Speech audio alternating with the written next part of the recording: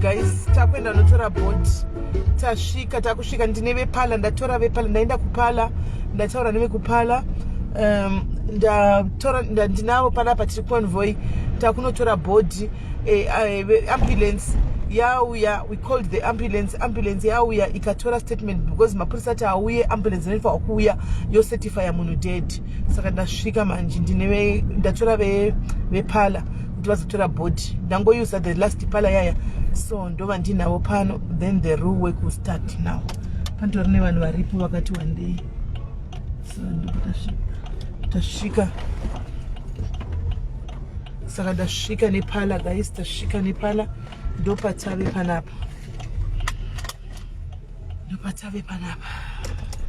zvakaomazvo.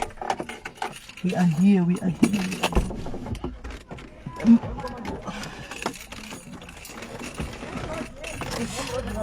If I'm road.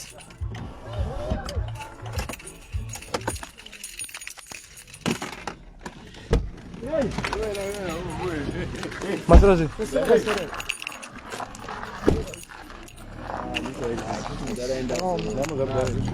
Andarwadziwa.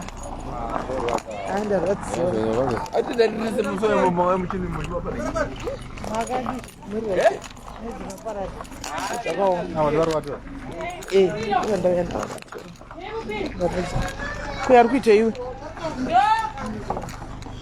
Kuyari kuita se? Kufendei? Kuona pala. Kuona pala yake. Manigo.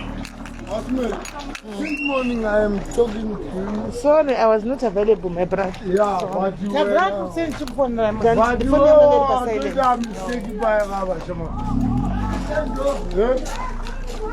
Thank you, my sister.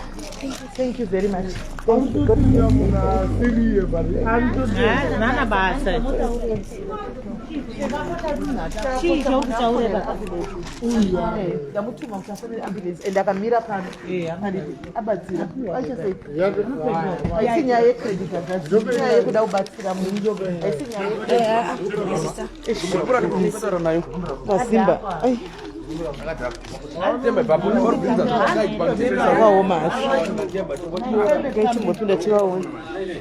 But andikwanisa kumaisa pakamera manje.